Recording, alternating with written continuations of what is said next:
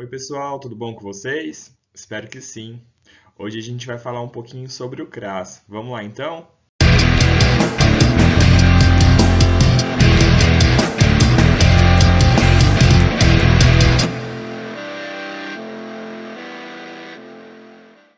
Hoje eu estou aqui um pouquinho para falar um pouco sobre o CRAS, que é o Centro de Referência de Assistência Social.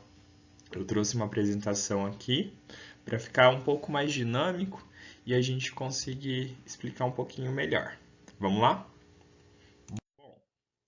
O CRAS ele está inserido dentro da Seguridade Social porque ele faz parte do Sistema Único de Assistência Social.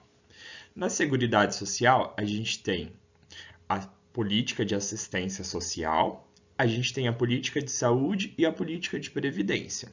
Lembrando que a política de assistência social ela é dela de quem necessitar. Já o Sistema Único de Saúde, ele é gratuito e a previdência é para quem contribui. Bom, dentro da política de assistência social, a gente tem dois níveis de proteção, que é a proteção social básica e a proteção social especial. Dentro da proteção social especial, a gente tem duas subdivisões, que é a média complexidade e a alta complexidade. E o CRAS ele está inserido lá na proteção social básica. Então, ele é aqui o início, né? Ele é a porta de entrada da política de assistência social. Eu costumo dizer para o pessoal que me pergunta qual que é essa diferença entre proteção social básica, especial de média e alta, que o CRAS seria comparável a uma unidade básica de saúde dentro da política de saúde, né? Já o CREAS ele seria comparável a uma UPA, um hospital de pequeno porte. E a proteção especial de alta complexidade, ela seria comparável a um hospital de grande porte, aos serviços mais especializados, mais urgentes. Bom, mas no próximo vídeo eu falo um pouquinho mais sobre o CREAS e daí a gente vai conseguir diferenciar o CREAS. Vamos lá então. Bom, e qual que é a perspectiva de atuação do CRAS? Né? O CRAS ele tem três perspectivas de atuação, que é a família, a prevenção e a convivência. Dentro da perspectiva da família, o CRAS vai atender situações de vulnerabilidade social. Já na perspectiva de prevenção, o CRAS ele vai tentar executar serviços a modo de prevenir o rompimento de vínculos familiares e a violência no âmbito de suas relações. Já no que tange a convivência, o CRAS ele vai trabalhar no sentido do fortalecimento de vínculos familiares e comunitários. Então a gente tem família, prevenção e convivência como eixos norteadores da política de assistência social no CRAS. Tá. O CRAS ele é responsável por acompanhamentos de atendimento multiprofissional dentro do Serviço de Proteção Social Básica. Daí, para vocês terem acesso a um pouquinho mais de informações, eu indico a leitura da Tipificação Nacional dos Serviços Socioassistenciais. Lá vai estar descritos todos os serviços da política de assistência social. E para que esse serviço ocorra, a gente precisa ter uma equipe, né, que constitua a política de assistência social dentro do CRAS. Essa equipe, obrigatoriamente, de acordo com a NOB-RH do SUAS, precisa ter coordenador, que tem que ser um profissional de nível superior, que vai gerir todo esse serviço e coordenar os técnicos e o serviço de maneira geral. Precisa ter, no mínimo, um assistente social e um psicólogo. E a orientação é que tenha educadores sociais ou orientadores sociais, né? Depende de cada local, tal, mas de modo geral as funções são as mesmas. E precisa também ter uma equipe de apoio, que seria o pessoal de serviços gerais e o administrativo.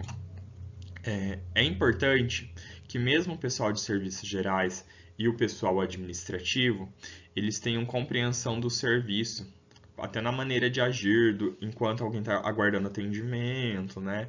Enquanto alguém está esperando na recepção ou transitando pelo equipamento, é importante que esses profissionais, os serviços gerais e o administrativo, tenham conhecimento de tudo o que está acontecendo, mais ou menos de como funciona o serviço, para que também não tenha nenhuma informação errada ou julgamento de juízo de valor.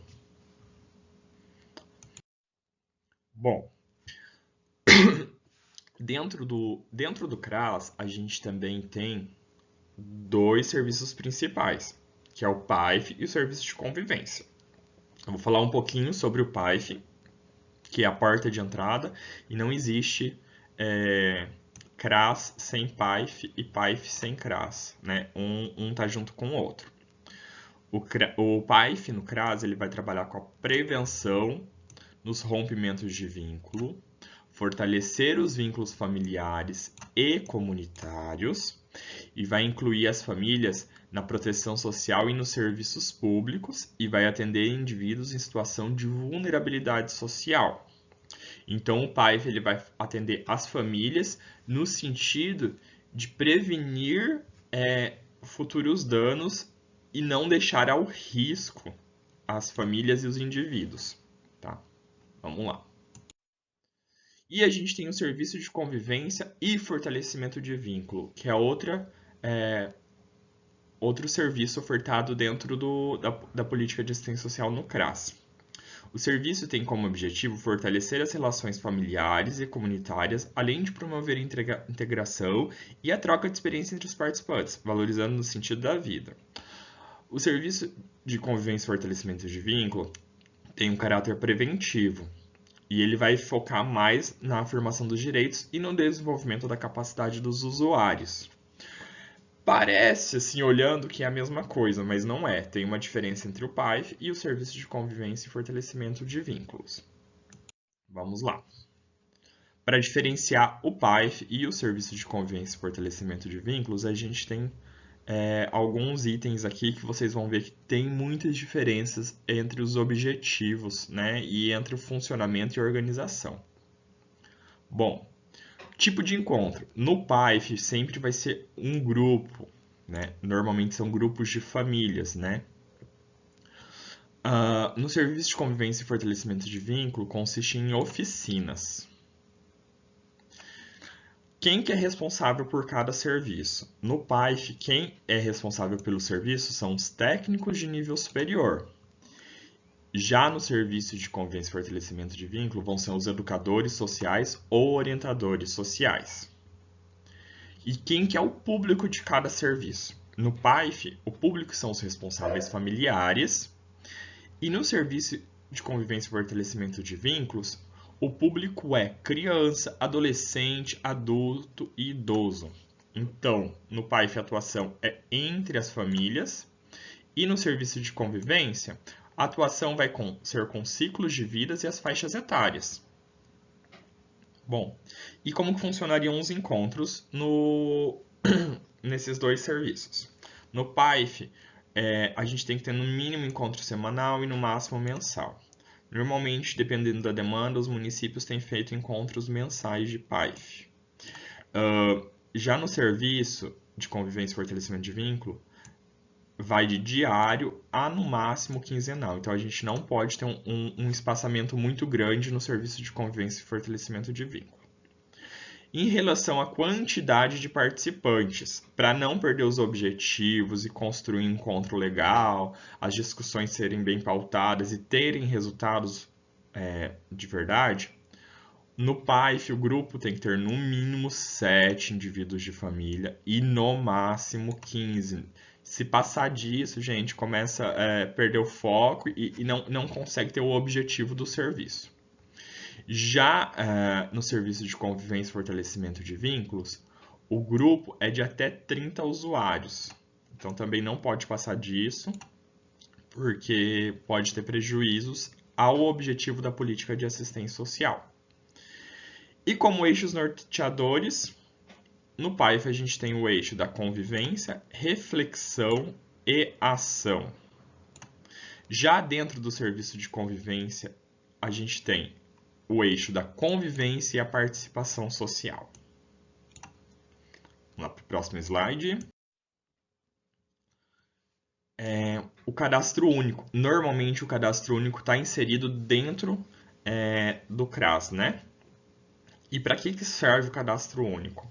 O cadastro único é um cadastro feito, né, num sistema próprio do governo federal, que tem digitadores, entrevistadores, que fazem as perguntas para as pessoas e são inseridos no sistema, e ele é um mecanismo de acesso a diversos programas sociais. Dentre os programas que a família que tiver o cadastro único pode ter acesso, aos programas de transferência de renda, carteirinha do idoso, programas habitacionais, tarifa social de energia elétrica, programas sociais de maneira geral e várias isenções, como isenção de concurso. Então é bem legal o cadastro único.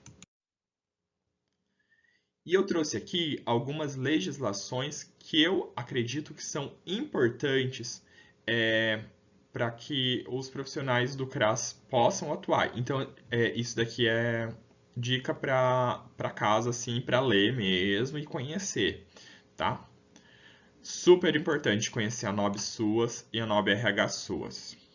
Aqui está normatizada a política de assistência social, né, o Sistema Único de Assistência Social, e na NOB RH SUAS a gente tem a composição da equipe e as funções. A gente tem a Lei 8742 de 93, essa é primordial, que é a lei do SUAS. Constituição Federal é de suma importância a leitura. A gente também tem a Política Nacional de Assistência Social de 2004. E a gente tem a Tipificação Nacional dos Serviços Socioassistenciais, que ele vai dizer como funciona todos os serviços.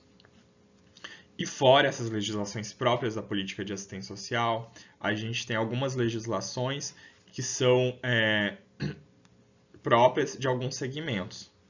O Estatuto da Criança e do Adolescente, o Estatuto da Pessoa Idosa, que agora mudou, não é mais Estatuto do Idoso, Lei Maria da Penha, Estatuto da Pessoa com Deficiência, entre outras legislações que vão surgindo. É sempre importante os profissionais da política de assistência social dentro do CRAS terem conhecimento. Bom, o CRAS ele não trabalha sozinho, a política de assistência social não se resolve por si só, então a gente tem uma rede de serviços e é essencial que haja articulação dessa rede de serviços.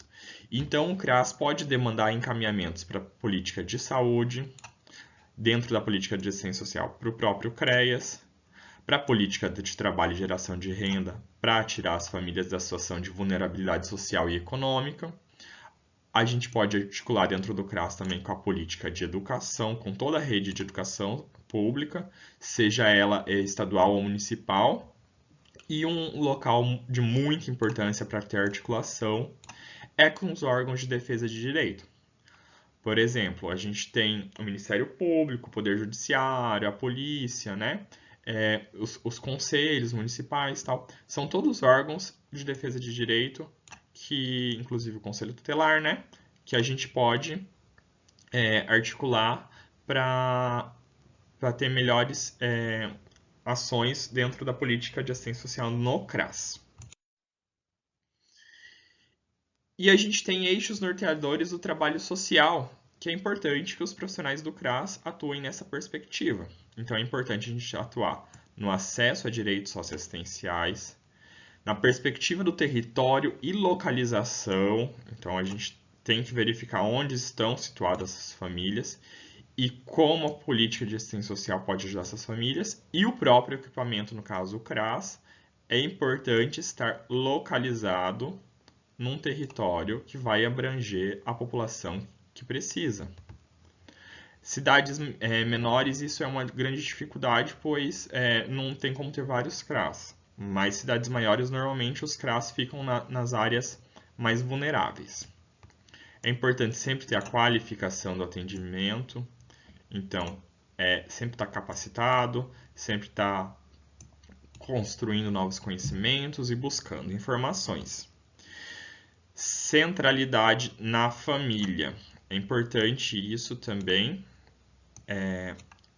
focar o trabalho nessa área. Lembrando que as formações de família hoje em dia são múltiplas e não estão dentro só daquela perspectiva mais antiga, fundamentada pelo cristianismo. Hoje a gente tem famílias de várias formações, de vários tipos. A mobilização e participação social. É importante também que a equipe tenha um viés e um olhar para toda a política de assistência social e para a própria comunidade, né? Mobilizar, às vezes, associações, moradores, vizinhos. O trabalho tem que ser mais amplo, não deve se limitar à atuação própria dos técnicos. E o trabalho em rede, que isso daqui é de fundamental importância, porque sem o trabalho em rede as coisas não acontecem. Eu queria aqui agradecer vocês, tá? Espero que eu tenha ajudado nesse vídeo. Desculpa os barulhos aí, é que tá passando o carro toda hora.